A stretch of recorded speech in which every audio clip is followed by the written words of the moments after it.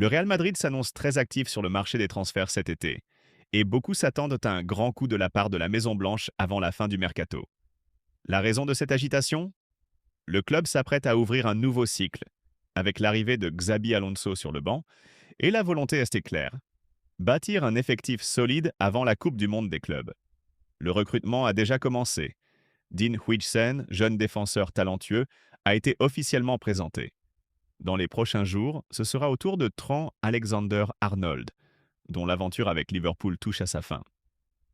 Quant à Juan Miranda Carreras, les discussions sont bien avancées, mais sa signature ne sera finalisée qu'après la finale de la Coupe du Portugal prévue ce week-end. Ces trois renforts confirment la priorité du club: renforcer la défense dès maintenant pour permettre à Xabi Alonso de travailler dans la continuité dès son arrivée. Malgré ces avancées, le Real n'exclut pas d'ajouter un autre défenseur à son effectif d'ici la fin de l'été. Selon Marca, cette possibilité est bel et bien sur la table. L'objectif est clair: préparer l'équipe en deux phases. D'abord, sécuriser les postes clés avant la Coupe du Monde des clubs, puis, après ce tournoi, procéder aux ajustements nécessaires selon l'analyse que Xabi Alonso fera de son groupe. Mais le chantier ne se limite pas à la défense. Le milieu de terrain est aussi une préoccupation importante, surtout avec le départ de Toni Kroos. Le club cherche un profil similaire pour assurer la continuité dans l'entrejeu. Le nom d'Angelo Stiller circule avec insistance ces derniers jours, et il pourrait rapidement devenir une piste prioritaire. En parallèle, un autre joueur retient l'attention: Nico Paz. Le jeune Argentin, qui revient d'un prêt concluant en Italie, aurait été validé par Xabi Alonso selon Cadena SR et Radio Marca. Son retour dans la capitale espagnole est donc en bonne voie. Dans le même temps, l'entraîneur basque souhaite également que Luka Modric prolonge son aventure madrilène d'une saison supplémentaire. Une preuve de son attachement à l'équilibre entre jeunesse et expérience. Autre dossier chaud: Florian Wirtz. Le prodige allemand, essentiel dans le système de Xabi Alonso au Bayer Leverkusen, figure parmi les priorités du nouvel entraîneur. Il aimerait le retrouver à Madrid. Le Bayern Munich semble tenir la corde, mais le Bayer Leverkusen préférerait vendre son joyau à l'étranger. Les discussions avec Manchester City étant actuellement au point mort, le Real Madrid pourrait avoir une carte à jouer.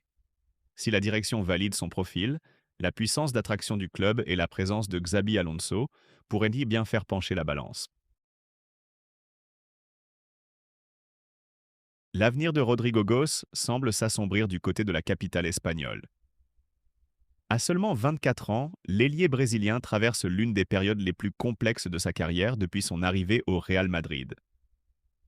Longtemps considéré comme un joyau du football brésilien, promis à un avenir doré au sein de la Casablanca, Rodrigo n'a pas su confirmer les attentes cette saison, et son statut dans l'effectif merengue commence sérieusement à vaciller.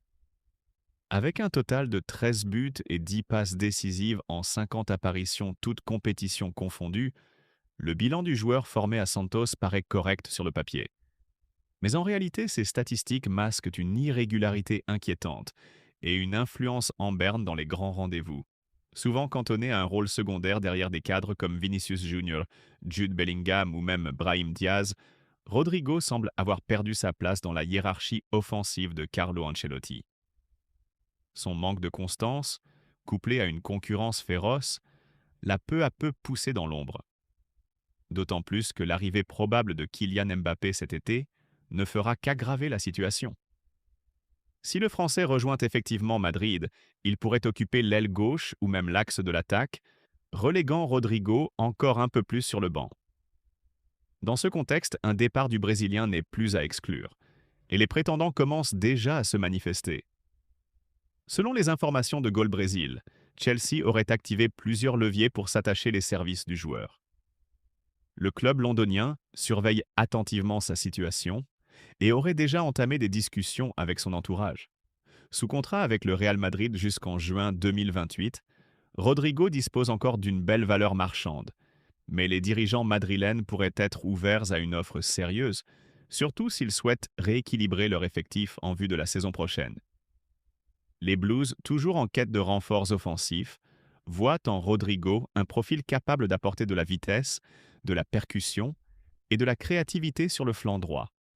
Connu pour ses dribbles courts, sa qualité de finition et sa faculté à briller dans les moments décisifs, comme en Ligue des Champions par le passé, le Brésilien correspond au style de jeu prôné par Chelsea, qui continue de reconstruire son projet sportif avec des jeunes à fort potentiel. Reste à savoir si Rodrigo, très attaché au Real Madrid, sera prêt à tourner la page. À ce stade, aucune offre officielle n'a encore été transmise, mais les prochains jours pourraient être décisifs. Ce dossier est à suivre de très près, car il pourrait être l'un des feuilletons du mercato estival. La saison 2024-2025 de Liga touche à sa fin. Ce week-end, le Real Madrid dispute son dernier match de championnat face à la Real Sociedad au Santiago Bernabéu. Un rendez-vous qui marquera la fin d'un chapitre pour certains et peut-être l'apothéose pour d'autres. Carlo Ancelotti s'apprête à vivre sa dernière rencontre sur le banc madrilène avant de prendre la direction du Brésil. Mais ce match pourrait également sacrer Kylian Mbappé, engagé dans une course acharnée pour les deux plus prestigieuses récompenses individuelles d'un buteur, le Pichichi et le Soulier d'or européen. Arrivé à l'été 2024 dans la capitale espagnole après une longue attente, Mbappé a répondu présent. Décisif tout au long de la saison, il n'a cessé de faire trembler les filets. Aujourd'hui, il totalise 29 buts en Liga, soit 58 points au classement du Soulier d'or, où le nombre de points est pondéré selon la difficulté du championnat. Il est talonné par Mohamed Salah, mais surtout à la lutte avec Victor Gyökeres, qui domine pour le moment avec 39 buts inscrits au Portugal, 58,5 points. L'écart est infime, et tout pourrait se jouer lors de cette dernière journée. Mbappé le sait, un doublé ou un triplé contre la Real Sociedad pourrait suffire à faire basculer le classement en sa faveur. D'autant que Salah, son principal concurrent de Premier League, est resté muet lors de l'avant-dernier match de Liverpool, réduisant considérablement ses chances de le rattraper. Le Français a donc toutes les cartes en main pour réaliser un coup double et finir la saison en beauté. Mais au-delà des chiffres, c'est tout un club qui est derrière lui. Après le match contre le FC Séville dimanche dernier, Carlo Ancelotti n'a pas hésité à afficher publiquement son soutien à son attaquant. Tu as le soutien de tes coéquipiers, mais aussi le mien, pour marquer le plus de buts possible samedi. Ce sont des récompenses individuelles, mais nous voulons tous nous sentir impliqués. Une déclaration forte qui montre à quel point Mbappé est déjà intégré et respecté dans le vestiaire madrilène. L'ancien Parisien ne cache d'ailleurs pas son ambition. Depuis ses débuts, il a toujours affirmé vouloir marquer l'histoire. Lors d'une conférence de presse en Ligue des Champions, avant un match face à Salzbourg, il avait résumé sa mentalité avec franchise. Je ne me fixe pas de limite. Si je peux marquer 40 buts, tant mieux. Si c'est plus, encore mieux. L'objectif, c'est d'être efficace. Si j'ai 3 occasions, je veux mettre les 3. C'est comme ça que je joue. Déjà champion d'Espagne, Mbappé pourrait donc conclure cette première saison madrilène avec 2 trophées majeurs en poche. Le Pichichi pour dominer la Liga et le Soulier d'or pour asseoir sa suprématie en Europe. Le rendez-vous est pris samedi pour une soirée qui pourrait entrer dans la légende. Álvaro Carreras très proche du Real Madrid. Un transfert imminent après la finale de la Coupe du Portugal. Le Real Madrid continue de préparer activement son mercato estival. Après avoir sécurisé le jeune défenseur Dean Huijsen, le club merengue s'apprête à frapper un nouveau grand coup en défense avec l'arrivée imminente d'Álvaro Carreras. Le latéral gauche espagnol de 22 ans, actuellement sous contrat avec le Benfica Lisbonne, est en passe de rejoindre les rangs madrilènes. Une recrue qui s'annonce stratégique pour la saison à venir. D'après les informations du quotidien AS, les discussions entre les dirigeants madrilènes et leurs homologues lisboètes sont à un stade avancé. Carreras, considéré comme une priorité absolue pour renforcer le flanc gauche, est fortement apprécié par la cellule sportive du Real. Son profil de latéral moderne, capable d'évoluer en piston dans un système à 3 défenseurs centraux, correspond parfaitement aux exigences tactiques de Xabi Alonso, pressenti pour prendre les commandes de l'équipe première à l'issue de la saison. Le Real Madrid n'est cependant pas seul décisionnaire dans cette affaire. Manchester United, qui avait vendu Carreras à Benfica pour environ 6 millions d'euros, avait intelligemment inclus une clause de rachat ainsi qu'un pourcentage sur une future vente. Les Red Devils ont d'ores et déjà donné leur feu vert au transfert. En cas d'accord final, ils devraient toucher environ 18 millions d'euros sur la somme totale. Reste désormais à trouver un terrain d'entente entre le Real Madrid et le Benfica concernant le montant de la transaction. Le club portugais espère récupérer 50 millions d'euros, mais un accord pourrait se sceller entre 40 et 50 millions. Du côté madrilène, on cherche à conclure rapidement, sans pour autant surpayer une opération scrutée de près par les supporters lisboètes. À Lisbonne, le dossier Carreras est en effet particulièrement sensible. Rui Costa, président du Benfica, subit une forte pression en interne comme en externe. Le club vient de traverser une saison en demi-teinte, et céder l'un des meilleurs éléments de l'effectif pourrait accentuer la grogne populaire. C'est d'ailleurs l'une des raisons pour lesquelles l'annonce officielle du transfert n'a pas encore eu lieu. Côté Real Madrid, l'arrivée d'Alvaro Carreras s'inscrit dans une refonte défensive majeure. Le système à trois centraux envisagé par Xabi Alonso offrirait une place importante aux latéraux offensifs. Sur le côté droit, le Real travaille déjà à la venue de Trent Alexander-Arnold. À gauche, Carreras serait chargé d'occuper le rôle de piston, apportant vitesse, volume de jeu et centre de qualité. Ce schéma permettrait aussi à Dani Carvajal, cadre du vestiaire, d'être repositionné en défense centrale droite, aux côtés de Rudiger et Alaba ou Militant. L'opération est proche d'aboutir, mais aucune officialisation ne devrait intervenir avant la finale de la Coupe du Portugal entre Benfica et le Sporting, prévue ce dimanche. Le club lisboète souhaite préserver la concentration de son groupe avant ce rendez-vous important. Enfin, un dernier point reste à régler. La participation de Carreras au Mondial des clubs cet été. Le Benfica est engagé dans cette compétition, dans un groupe relevé avec Boca Juniors et Auckland City. Le Real Madrid devra donc décider s'il souhaite intégrer le joueur immédiatement ou attendre la fin du tournoi. Quoi qu'il en soit, sauf retournement de situation de dernière minute, Alvaro Carreras devrait très prochainement enfiler le maillot blanc du Real Madrid. Alors que la Liga 2024-2025 arrive à son terme, le bilan de la première saison de Kylian Mbappé sous les couleurs du Real Madrid est au cœur de l'actualité. Et malgré une saison collectivement décevante, la presse espagnole juge l'exercice du Français globalement réussi. En effet, l'arrivée très médiatisée de l'ancien attaquant du Paris Saint-Germain n'a pas permis au club madrilène de retrouver les sommets. Le Real Madrid termine la saison sans le moindre titre majeur, ni Liga, ni Coupe du Roi, ni Ligue des Champions. Une situation qui fait tâche pour une institution aussi ambitieuse. Les critiques se sont notamment concentrées sur un effectif jugé déséquilibré et une défense loin du niveau requis pour prétendre aux trophées les plus prestigieux. Malgré ce contexte difficile, Kylian Mbappé a su tirer son épingle du jeu. Certes, son quart de finale de Ligue des Champions contre Arsenal a laissé un goût amer. Comme l'ensemble de ses coéquipiers, il est passé à côté de l'événement et n'a pas su faire la différence dans les moments clés. De même, les défaites face au Barça, en Supercoupe d'Espagne comme en championnat, ont pesé dans la balance. Pourtant, les médias espagnols se montrent indulgents à son égard. Et pour cause, ses performances individuelles, constantes tout au long de la saison, ont été de haut niveau. Sur le plan statistique, Mbappé a même marqué l'histoire du club dès sa première année. Avec 41 buts inscrits en 55 matchs, il établit un nouveau record de réalisation pour une première saison au Real Madrid. Il efface ainsi des tablettes Ivan Zamorano, qui avait trouvé le chemin des filets à 37 reprises en 45 matchs. Cristiano Ronaldo complète ce podium historique avec 33 buts en 35 matchs pour sa première saison en 2910.